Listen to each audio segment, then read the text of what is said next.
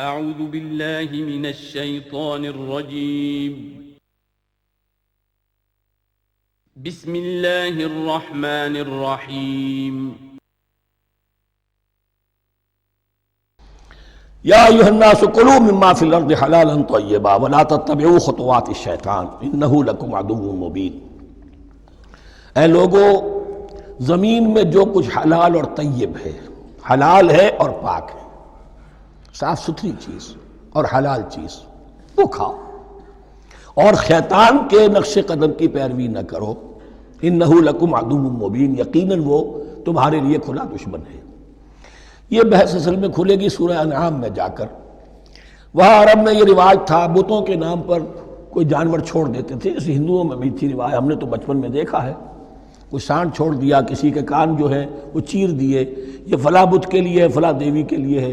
اب اسے کوئی کچھ نہیں کہہ سکتا تھا، وہ جہاں چاہیں وہ منہ ماریں جا کر ان کا، اور پھر ان کا ظاہر بات ہے ان کا گوشت کیسے کھایا جا سکتا تھا۔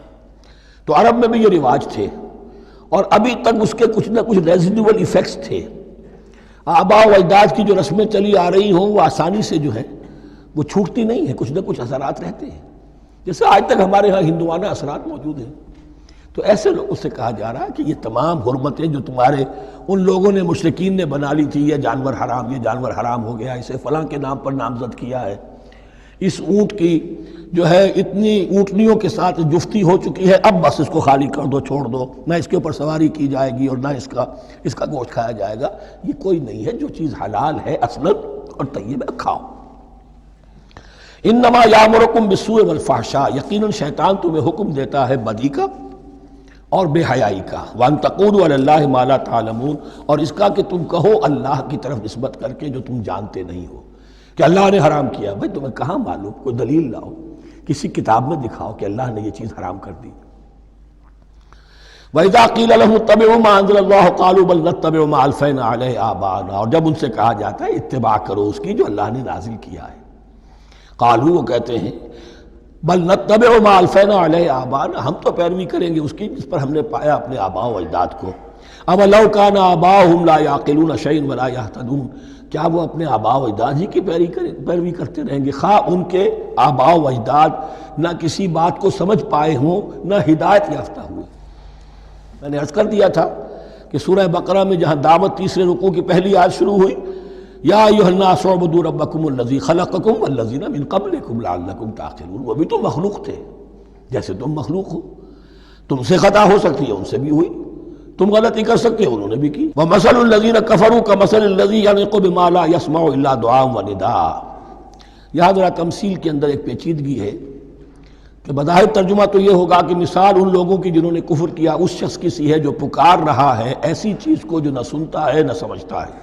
ہاں یہ پتہ چلتا ہے کہ کچھ پکار رہا ہے، جانور ہوتے ہیں انہیں اور کیا سمجھ میں آتا ہے۔ تو یہاں پہ اصل میں تمثیل میں مراد یہ ہے کہ حضور صلی اللہ علیہ وسلم اور مسلمان ان لوگوں کو جو سمجھانے کی کوشش کر رہے ہیں ان میں سے کچھ ایسے بھی ہیں کہ جو کچھ نہیں سمجھتے، دعا اور ندا تو ہے، صم بکم عمی فہم لا یعقلون، لیکن وہ بہرے بھی ہیں، گونگے بھی ہیں، اندھے بھی ہیں، وہ عقل سے کام نہیں لیتے۔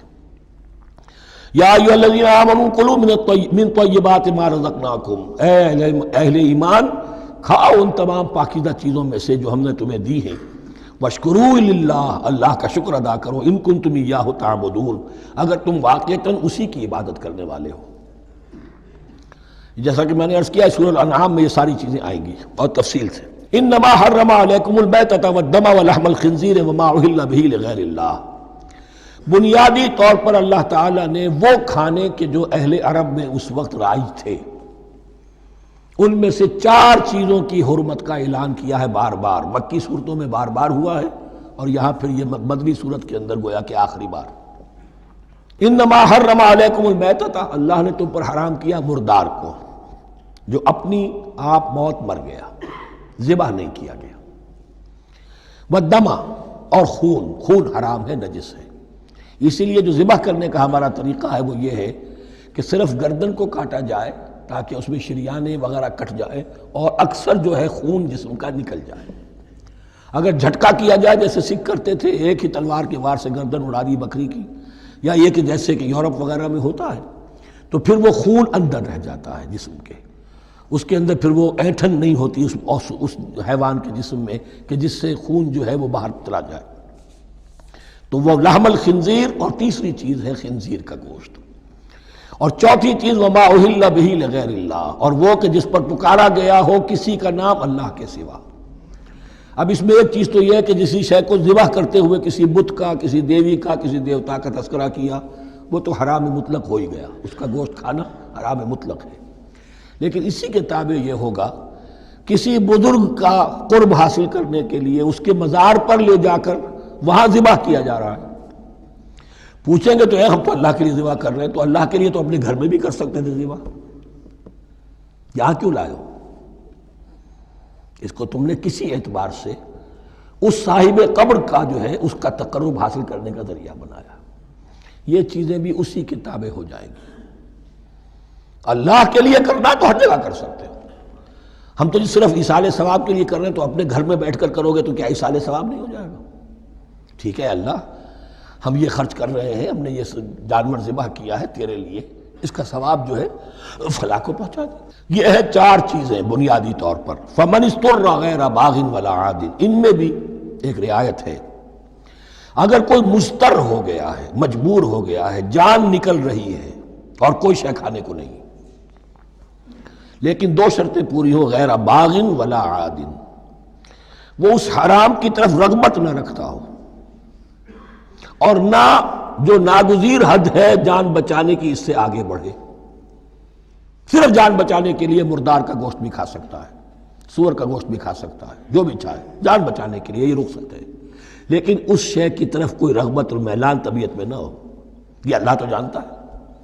اگر تو معاملہ اس سے ہے تو اس سے تو چھپی ہوئی بات نہیں، اور جتنا ناگزیر ہے جان بچانے کے لیے اس سے آگے نہ بڑھے. فلا اثم علیہ، ان 2 شرطوں کے ساتھ جان بچانے کے لیے حرام چیز بھی کھائی جا سکتی ہے. ان اللہ غفور الرحیم، یقیناً اللہ غفور الرحیم ہے.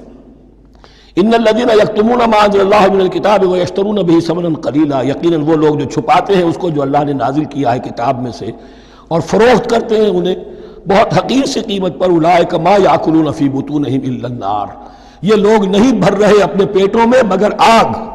ولا یکلمہم اللہ یوم القیامہ، اللہ ان سے کلام نہیں کرے گا قیامت کے دن. ولا یزکیہم، نہ انہیں پاک کرے گا. ولہم عذاب علیم، ان کے لیے دردناک عذاب ہے. اولئک الذین اشتروا الضلالۃ بالہدی، یہ ہیں وہ لوگ کہ جنہوں نے ہدایت دے کر ضلالت خرید لی ہے.